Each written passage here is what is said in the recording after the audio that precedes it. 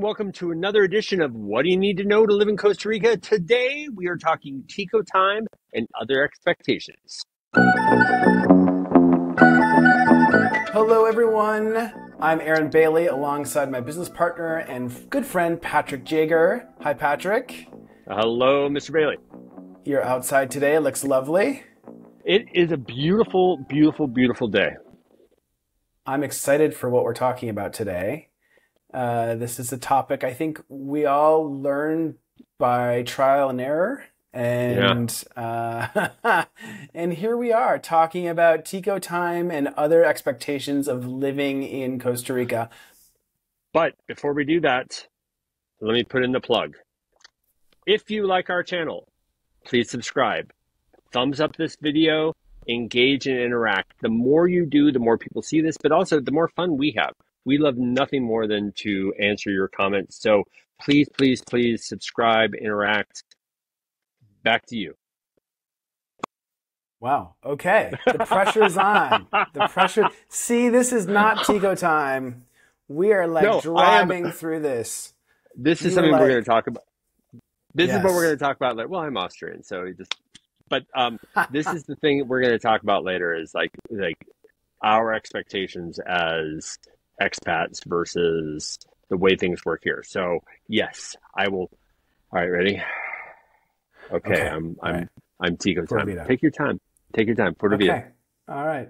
So before we talk about Tico time, I think it's important to also talk about the ways of being here, the ways of holding yourself here, of interacting with Ticos and Ticas in Costa Rica.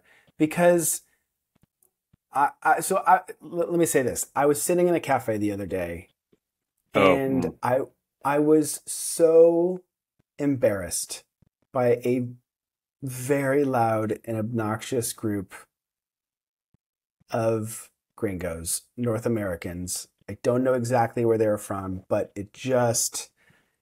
I've been here now for so long that I get it. Like, there's a certain peace about interacting here, and these tourists drove me a little crazy.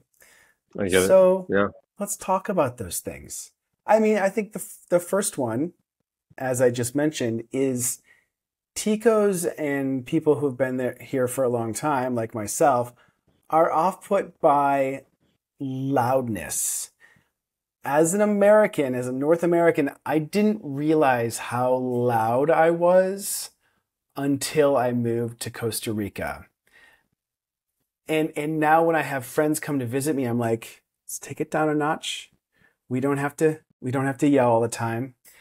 And one of the really interesting things that I learned here was that slamming car doors is a big no-no here. You have gotten on me. You have gotten on me more than once about slamming your car doors. Like, I did not realize where that came from. Because I've been in trouble. I had a tank in my Uber rating, maybe not a tank, but I got dinged on my Uber rating for slamming car doors. And friends of mine have said, don't slam the car door. And when they get into my car, often they'll take 2 or 3 times to try to shut it because they're shutting it so gently. I'm like, just slam the thing. But it's not in the nature here to slam car doors. So that's the first one. All right. Take it down a few notches. Don't slam the car doors as you go. I think the other issue that comes to mind right away for me is having a certain humility in interacting with Ticos. Instead of carrying yourself in a way that would make you seem important. Again, just take it down a few notches and be humble in your interactions with Costa Ricans. It's funny because that one actually plays into one of mine, which is you also have to have patience when you're dealing with locals. Don't think that they're going to become your friend right away or want to help you right away. I mean, you and I have both been frustrated professionally because we've been at conferences or in meetings and we'd go and do follow-up and let's get together and let's do this thing. And I see ways this is going to be synergistic. It's all going to be great. And then we hear nothing back. And we're like, what is the deal? Patience. They need to know you enough to know that you're worth, because they've seen us come and go, to your point. Yep. We're not the first gringos that have come in here like full of piss and vinegar and we're going to change everything. And um, yeah, so patience. Um, and and I think that's the other thing, like even patience down to like how you talk to people. Are you talking to them? How are you? How is your day first? Or are you just like kind of like you just said to me at the beginning? I'm like, all right, let's get into the topic. You're like, slow your roll, man. Pura vida. Just like give yourself a beat. It's true. Like the the the cadence of business. It's not that less business gets done. It's not that less people coalesce. It's that you need to take more time, be more patient, be more open, be less business first, be less abrasive.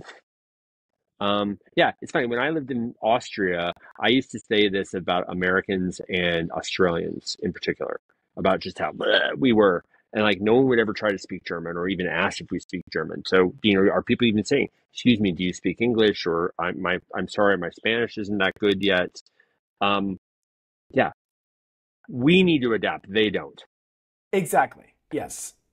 I think I so often am nervous about my Spanish that I instantly go into what are the fewest number of words I can say to get by, and that is a turnoff, I think, to a lot of locals.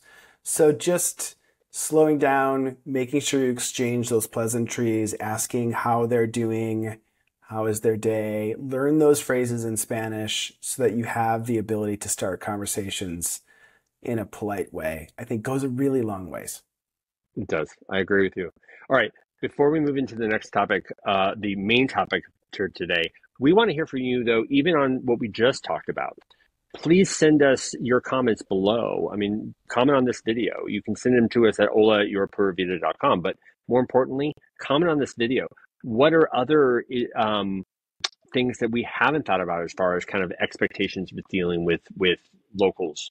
Um, Things that you've done wrong or wish you would have done different or you've observed with other people. Be part of the conversation. We love, love, love to have conversations. Pause. Okay, what's next? Let's this is good. This is good for us both. Let's talk about Tico Time. Okay. Um, you know, it is a big thing to get used to here.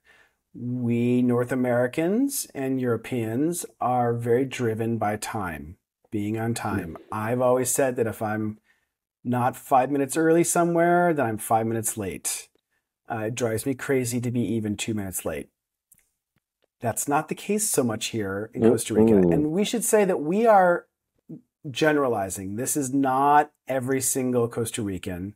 This is a stereotype. Not everyone's like this. I have some friends who are very much like this, and I have some friends who are super anal about time like I am. So take that for what it's worth. But it isn't, and the thing is too, it's also when you talk about it, and it's not, it's also, it depends on what's going on. So like, are they going to be late to a movie? Probably not. Are they going to be late to a doctor's appointment? No, they come and they queue early because they know they're going to have to wait.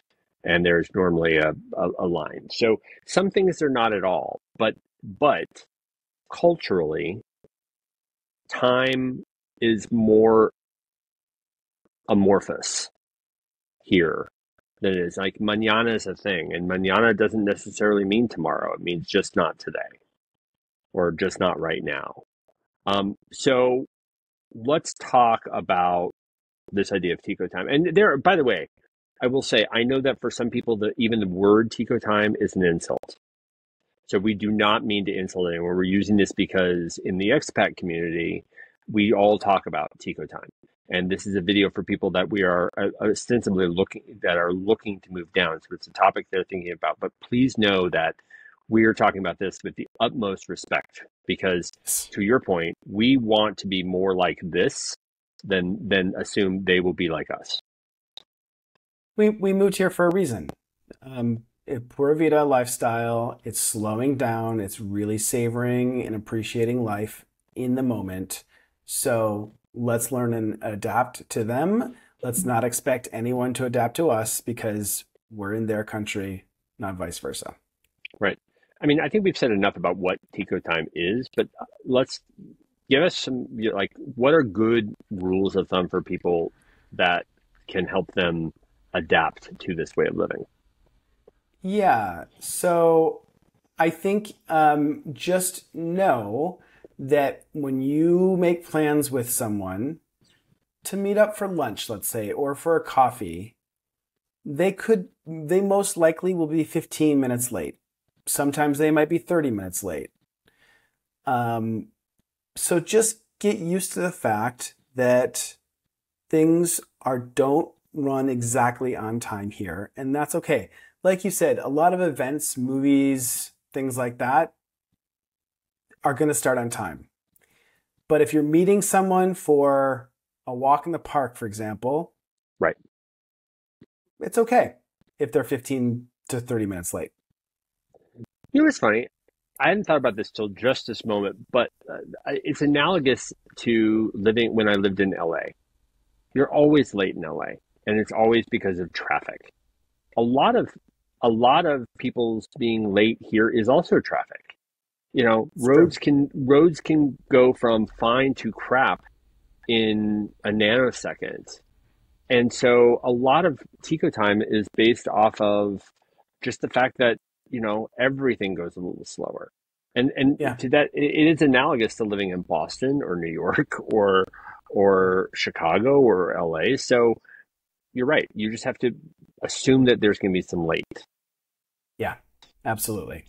I Just learn think to go another with it. one, yeah, and I think the other thing I would say is do not take it personally. This is not an insult towards you. This Yeah. is not someone being disrespectful of you.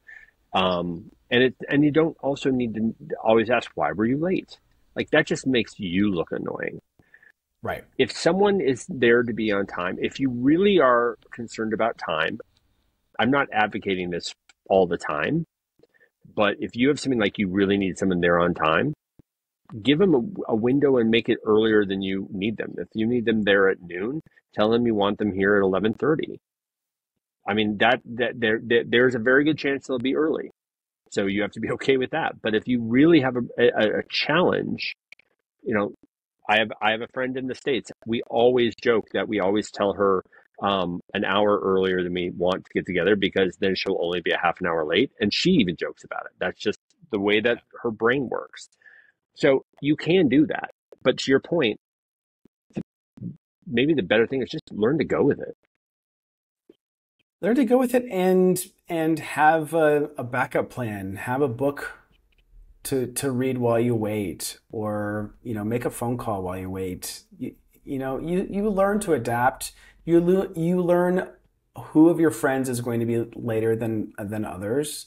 Yep. Just go with it. Pura Right. vida. Exactly. At the end of the day, like a good example, when they were doing construction at my house, I built a fence so I could bring our dogs down. And they started 2 days later than they said. First day, they said they'd be here at, 7:30. They got here at 10. And I was so annoyed at first, but then I'm like, you know what? The fence is going to get done. It's going to get done. It's going to look great. Just chill out, Yeah, Patrick. exactly. And it got done. It looks great. It does look good. Yeah, Good fence. Good job, guys. good fence. Um, so I guess this is a relatively short video, but it's a topic that comes up a lot. And I think it's important, I guess my conclusion, and I want to hear what your final thought is. My final thought is it is incumbent on us to learn how to live and function in this culture and not assume that they're going to do it our way. Their way works. It really does. And as long as we're okay with that, we'll be fine. Exactly. Things get done here. Take a deep breath, live in the moment.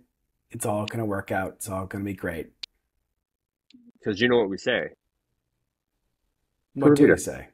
We say Pura pura vida. vida. Yes. I don't know, you guys. There's something in the air today. We're a little weird, but I We hope are a this little is a weird. benefit. I hope this is a benefit.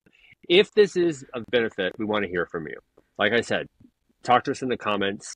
Know you can always reach out to us on this topic or any at ola@yourpuertovita.com. Also, yourpuertovita.com/links gets you to our blog, our videos, our Instagram, our websites. We have developed this community because we truly want to help people move here, if that's your dream, and thrive once you're here. Yes, we have a business. We help people do this, but we do this type of information for free because as you're thinking about this, or even if you live here and you just need to remind yourself of this, we're all in this together. So we're thrilled that you're here. Thanks so much. We look forward to talking with you again. And until next time, Aaron, Pura vida.